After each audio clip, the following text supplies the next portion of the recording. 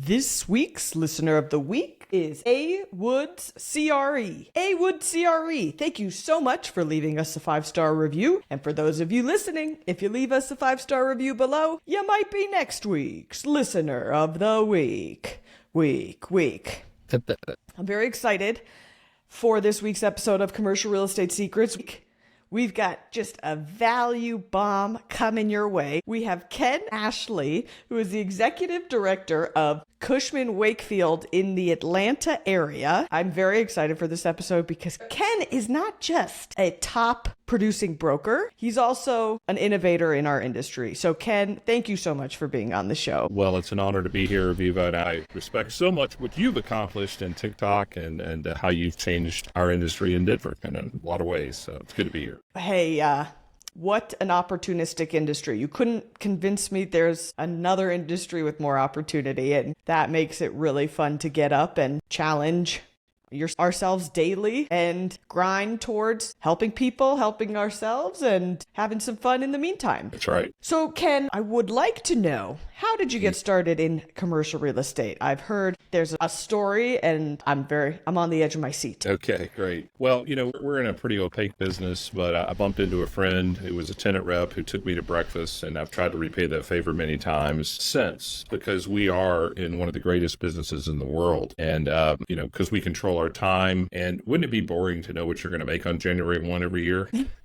So it's an adventure. But I talked to a bunch of different real estate firms in Atlanta with this guy's help. And the only one I wanted to work at, Cushman Wakefield, offered me a job. It was one of the greatest days of my life, but it would soon be the scariest. Because I went home that night and I had taken a position. I never wanted any debt, so I didn't want to draw. And back then, this was many years ago, the training isn't what it is today. There was a lot of training, basically how to use the voicemail system. But I went home and I talked way too long at dinner, as you would when you got a new position in my commission-only environment. And then when I finished, Karen said, well, I have some news too. And I thought we were going to talk about the social plans for the weekend. And she said, I'm pregnant. And my heart sank. And so after I recovered my jaw, we were excited. Of course, it was great to have Jonathan, who's now a wonderful young man in the commercial real estate business. But I gave myself 9 months to be successful or not. And 8.5 months in, I had not closed a deal, not a dollar, not anything. I was valeting cars on the weekends till 4 a.m. I had all these side jobs. Karen had a job, so we had a little bit of income, but I knew we couldn't make it on one salary. So I almost quit. And the manager at the time, God bless him, talked me into staying in the business. And with 2 weeks to go, a transaction closed. I didn't expect it to close, but it did. And we took some of the commission dollars from that deal and we bought the bed frame we sleep into this very day. So every morning when I wake up, I'm grateful.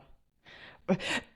Can you explain to the listeners what tenant rep is? Because I think it's a very unknown industry with amazing opportunity. Sure. So tenant rep simply means you represent the company. The occupier or the user are all synonyms for the operating company and not the building. And people think in commercial real estate, they think like you're a house broker, and it's not a perfect comparison. But what a tenant rep does is challenging, because you're going to represent the company with whatever the real estate needs are, their office, their industrial, and most companies in America don't want to put capital in real estate. Operating companies, they want to lease it. And so the tenant rep has to be an expert, let's just say for office for a second. Where do people live? What does the commute shed look like? Why would they come back to the office? Part psychologist, you have to be part architect to understand the building, part contractor to know how buildings are built, part space planner, part attorney to understand the lease, part negotiator to understand the negotiation. So there's a lot that goes into what a tenant rep does. But probably the hardest part is, at the end of the day,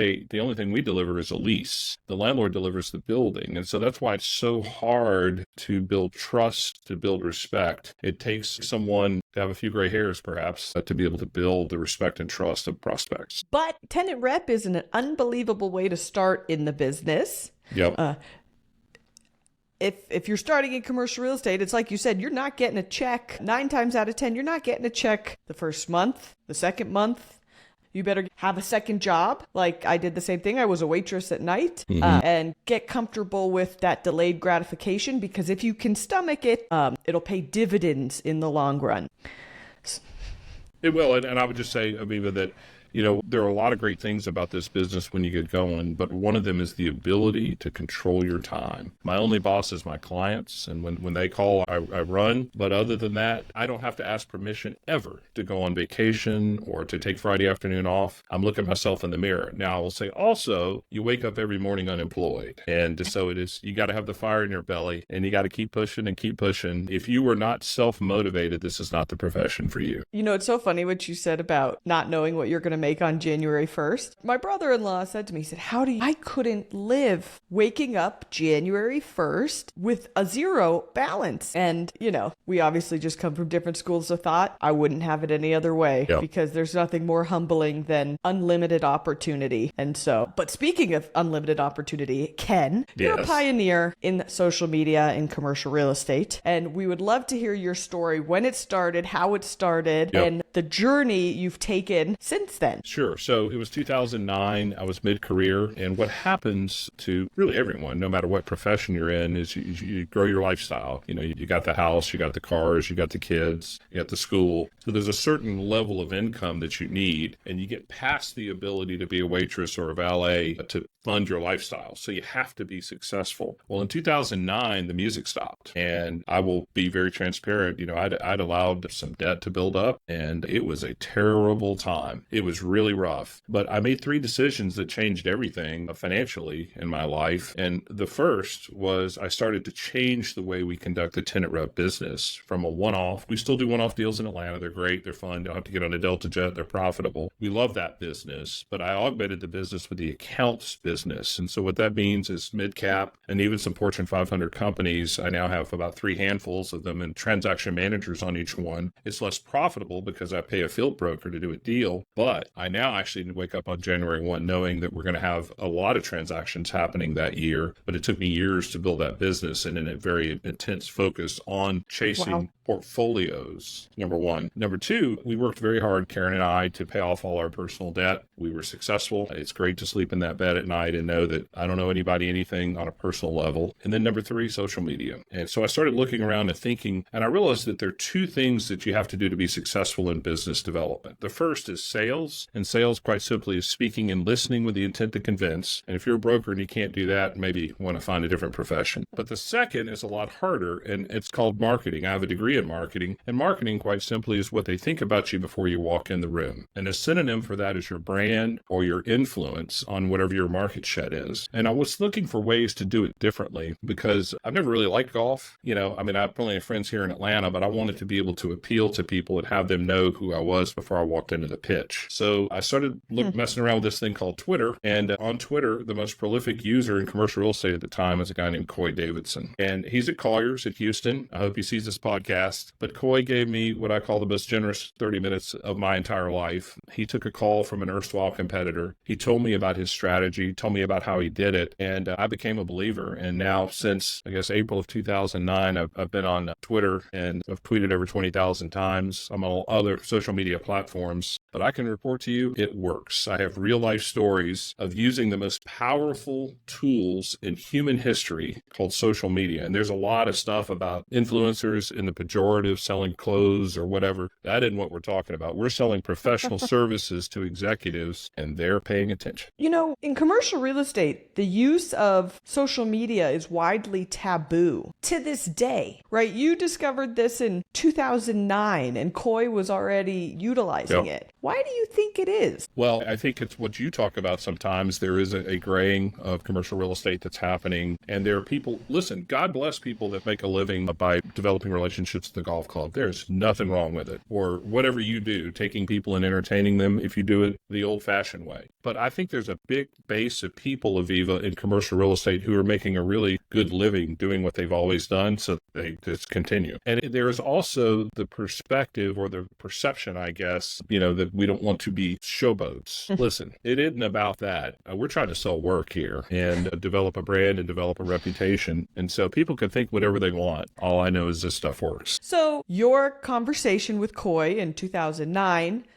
brought you to founding CREI, the summit where like-minded brokers all come together and literally share our trade secrets, and CREI Plus, which you just launched last night. Can you tell us a bit about CREI, the story with how you got there, what it is, and what we can anticipate at the summit this year? Yeah, I love it. Appreciate the question. So I didn't mean to.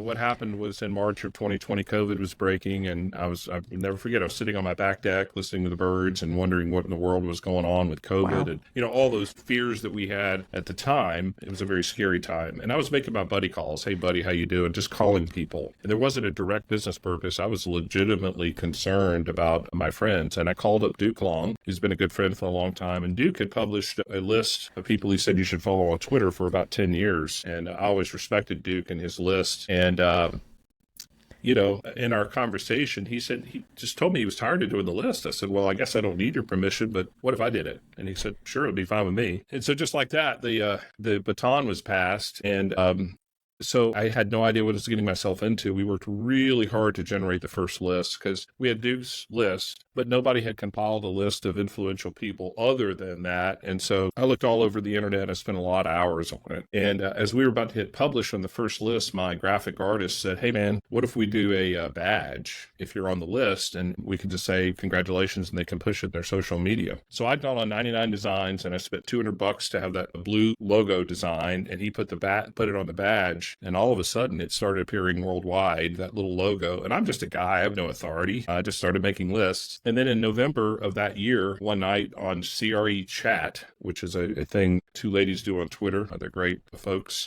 Coy tweeted one night, that night, he said, hey, we ought to get together. And he later said he meant to drink beer. But I heard it differently on Twitter. And so I rang up an event planner who was out of work, who's now a great part of our team, Jamie. And one thing led to another. And Natalie Wainwright suggested Lake Tahoe for the first one. I'd never been. I thought it sounded cool. I flew out there on my own dime and signed a contract with the Ritz-Carlton. I put up a lot of money. I mean, I think about it now. It's this crazy risk to put on the first meeting. But we came together. You were there. We had a ball. So, I am newer to the world of commercial real estate conferences. You go to your continuing education locally. It's the same faces. It's not always the most exciting interactions, but I have the time of my life at CREI. If I weren't having a baby a month before CREI this year, I would be there because I'll be honest, I struggle with my local brokerage community. I don't have the same values. I'm looked at as that taboo extra character because of the social media thing. And then I jump in with the CREI community, and these are like-minded brokers who also see the value in social media in our jobs as brokers in commercial real estate. And it's just like, these are my people I've been looking for my whole life. And it's like, yes, there's the value add element of learning in the, anything from a keynote speaker, which they were all excellent last year, to the breakout sessions. But then it's also the social hours. And I just had the time of my life every minute of it. And so I commend you because it's a culture that I didn't think existed. I was sad because I love this industry. I'm passionate about it. And I'm passionate about social media and marketing. And finding CREI was like literally opening up a portal of my people. And so thank you for seeing that and creating that and taking the risk to get us there because it's like you said, I'm sure it was a huge risk to put on the first summit. And but I'm sure, out of curiosity, have you gotten business from CREI? Yes. Okay. Yeah. And there were, listen, people ask me, are you in the conference business or the tenant rep business? Yes. This is a passion project. I've been doing commercial real estate a long time. I've got something to say and a group of people to pull together, and dadgummit, I'm going to do it. And it has been so meaningful to me. The purpose of this for me is not personally to make money or anything. It's to build relationships, to build legacy. And I love convening people. And the really cool thing, and I appreciate your comments so much about the conference, is except for me, it's young and diverse. And there are iron sharpens iron, and there is nowhere else you can go to learn this skill that is ever changing with new tools. And you think about that. Now we're starting to talk to colleges and universities. They're reaching out, which is awesome. We'll have more announcements coming soon. But if you went to college, with all due respect to our friends who are professors, they're not out there hitting their head against the wall trying to get business every day. To our friends who are in the marketing community, they're wonderful. A lot of them are big supporters of this community, so I'm thankful, but they're not out there hitting their heads every day. So to be able to talk to people who make their living by being able to do good marketing in social media, some of the leading minds in America all in one place, that's pretty cool. And the cool thing is that everybody is really open to just sharing their secrets. There's, in an industry that was so gate kept, it's the exact opposite. And I think an element of it is like Gabe Marins can tell me his LinkedIn strategy because he does office in New York City and I do warehousing in Denver. Right. And I'll share with him my strategy right back and we can just benefit each other. But just the overall willingness to spill the secrets, it's like, duh. Of course we should act this way. Of course we shouldn't gatekeep. But in the commercial real estate industry, that hasn't always been the case. Yeah. You're so right. I mean, I call it walking down the cornrows. We're all walking down the rows, but we don't ever look at each other. There's just, we try to keep everything secret. Well, listen, let me tell you something. First of all, an abundance mentality is a cheat code to a happy life. The second thing is, and Bob Knackel says this, he tells a lot of his strategy all the time. I do as well. I will be doing in my own market in Atlanta this year. But you know what? 95% of the people aren't going to implement it. And then the last thing is the competitive issue is not the idea. It's the execution of the idea. So I get far more by being open and sharing my strategies and my approaches in return than by keeping everything secret. The exception, of course, I never talk about clients. I never talk really about deals.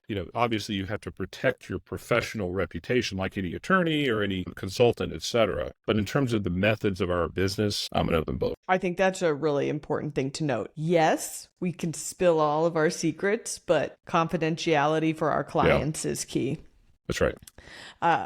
I thought it was particularly special this year at CREI with Bob Knackel in general, just sharing his wisdom, but also, Bob is one of the top producing brokers probably in the world, probably of all time. And Bob was just as engaged. He was in the front row taking notes. He was at the happy hours shooting it. It was so funny because you have somebody who's so respected in the industry and there was just no ego. It was just nothing but participation and value and excitement to be there. And in an industry where there's a lot of ego, it was very humbling to be like, wow, we are walking with the greats of this industry and they are walking next to us. And there's a lot of amazing people out there. So yeah. And I'll say, Bob's become a dear friend and someone I really respect, and to watch what he accomplished and not really starting all that long ago, I think it's proof to people who are kind of, let me call it at my age bracket, that it's not too late to start. And if you want to come join our merry band and learn more about it, you can have a major impact on your career. And goodness gracious, if you're there to impact your team, that would be great. I was talking to the managing principal of a large brokerage in another state earlier today, and he said, maybe I'll send my team to the conference. And I said, well, listen, someone can play the violin, but you need to be the conductor of the orchestra and you need to know what the music is. So you got to come. You can't delegate this stuff. So it's funny. You're like, you're not getting out of this. Nope. That's cute. So, I'm after our podcast, I'm hopping on a podcast with a gentleman I met at CREI. So it's terrific. Yeah, it's just, I had no idea going into it how much I would get out of it. So awesome. We'll see you. Like I said, if I wasn't having a baby a month before it this year, I would be there. But well, here's the good news. As you said at the top, we launched CREI Plus. And so I hope you, Aviva, will join the community. And I can help you with that, by the way. Okay. And we can get folks involved because we want to take the excitement of the summit and continue it all year long. And I think it will be a meaningful experience. And it will be the first time our industry, commercial real estate, has convened in an online community. We built it on the Mighty Networks chassis, which is terrific. And we control it. Wow. There's a platform that you're on that they're talking about taking down, not ours. Hey, it's not about the wand. It's about the wizard. And we will persevere no matter what. No matter what platforms stay and what platforms leave us. I hear you. So, and I will join CREI Plus. So Thank you. I'll see you in there. Awesome. So you are writing a book right now, and you have some secrets to share. I love secrets. That's my favorite thing to talk about. Yeah, sure. Will you tell us a bit about the real estate prescription and everything it entails? Yep. Well, I'm forever grateful to Brad Smith, who was the first guy who told me about Tenant Rep. He's still around Atlanta today. He's very successful, an amazing man. And I'll be repaying that, but just like the conversation with Coy. And so over the years, I've taken a lot of meetings with young people. You have as well. We all do it. But what I found myself doing is explaining the industry in a certain way, which I'm going to now document. But more importantly, giving them a customized real estate prescription. I would write their name at the top, the date, and list 6 or 8 things that they needed to do and sign it and say, call me in 90 days. Well, what I found, unfortunately, is a lot of people don't follow through, and therefore they're not candidates for our business. The few that have, I'm meeting with one here, and just as soon as we finish, are the exception. But a friend of mine said, actually, if you just wrote all this stuff down, maybe fewer people would want to meet with you. I'm like, that'd be cool. So what I'm writing down is the narrative of how to get into brokerage. This is not a book about all of commercial real estate, but if you want to get into brokerage, and of course I see it through the lens of a tenant rep. And so how to determine what the firms are in your community. And then here's one of the secrets. I ask people to create something called the meet sheet. And the meet sheet is real simple. It's actually something I want them to fill out in a spreadsheet and bring it with them to the meetings. What the meet sheet is everybody you've met, the date you met them, 2 or 3 sentences about what you learned from that meeting, and then follow up. And it's a CRM, but it's a flat file. And the reason you bring it to the meeting is if you've met with 10 rock stars in Denver, and then you're meeting with Aviva, you're like, oh, wow, you met with this guy, this guy, this guy. It gives you credibility, and it also helps you remember why you met with folks. The second strategy is, it happens all the time. Young people will come in, and I warn them of this, that you and I are busy. We got a lot going on. We got a lot of demands on our time. A lot of people want us and need us. And so they come in and we'll have a 30 or 40 minute conversation, and they think I will remember them for all time. Well, we know because we're in sales that you have to follow up. But what I tell them is, when you go hunting, you're going to be out there a while. If you just go into the field and discharge some ammunition, that's not hunting. You can't go to one meeting. So there's a follow-up strategy, and it's real simple, but it worked for me. And that is this: through social media or in a conversation, I am really listening hard, tactical listening, we call it, to understand what they're interested in. And I'm going to develop some questions. So let's say they're interested in tractors or sporting clays or sailing or aviation, whatever it is. I'm going to happen to find an article in 14 days. I'm going to send a thank you letter. In 14 days, I'm going to send a note that says, hey, Aviva, I remember our conversation about your passion for aircraft. I saw this article and thought of you. And then you're going to do that 3 more times. And then you're going to follow up and ask, what do men and probably women in their 50s like to do? Give advice. So you're going to say, hey, my meet sheet is filled up. Can I get 15 minutes on your calendar because I'm really trying to fill in the blank, solve a problem, develop my business plan. The other thing we're going to talk about in the book is how to develop a tenant rep business plan. And here's a earth-shattering revelation. It doesn't have to be original. When you play football, you block and tackle. When you play football, they all use the same plays. It's about the execution. So I've seen people spend hours and hours trying to think of a whole new way to rationalize. And listen, this industry is about hustle. Hustle is the strategy, and it's about focus after that. I love what you say about not reinventing the wheel, because I have spent a lot of time reinventing the wheel. And then when I switched that mindset and realized it's a lot easier to just do what's tried and true and what works, then you can actually execute on the strategy. And I'm just going to say it. The biggest commission checks I've ever made were in tenant rep. I think people think it's all about the listings and it's all about the sales, but tenant rep is magical. In a year like 2023, when interest rates had sales toppling, our multifamily friends were hurting. We were partying in big warehouses, smiling because of tenant rep. So when do you think real estate prescription will come out? Yeah, I'm working hard on it. It's a real challenge and focus for me, but I'm hoping the fall of this year. You're busy. What's your hacks for keeping your time and management? Yeah. Well, I'm what I call a plate spinner. And so I come back every week. I have a lot of 15-minute meetings with a lot of people on projects that we're working on. I take good notes in Evernote, and I have another secret. I create email drafts. And I learned this from a CEO of a publicly traded company. So after we have a meeting and there's some specific to-dos, I'll come back or dictate, and then I create a draft. And then I go back through my drafts, and then when it's time, if someone said they were going to do something in 30 days, I've got very clear recollection because I wrote it all down, and I'll send them an email that said, hey, we met 30 days ago, even though I wrote it right after the meeting, and say, how's it going? And people are surprised at my recall, but now you know my secret. I love it. It's impressive to say the least. So I have one last question for you, and it's a question that I ask everybody on Commercial Real Estate Secrets. What is currently making you happy about commercial real estate? Yeah, what makes me happy is this misconception that office is dead. I won't call out specific journalists, but there are some clickbaity journalists who are writing articles about how the world is ending. Just this morning, our friends at NCR announced that all back to the office. Carol Tomei, UPS, all back to the office. Delta Airlines, all back to the office. Wow. So what makes me happy is that there's this misconception, and unfortunately for the companies, they're taking too little space. They're making mistakes. And in 2025 and 2026, tenant reps are going to make a lot of money correcting those mistakes of space. What makes me happy is that knowledge work is going to continue. It's going to grow. AI is a big source of the jobs, but the jobs will come back. And, the bunny slippers crowd won't get promoted as much as people who actually show up at the office.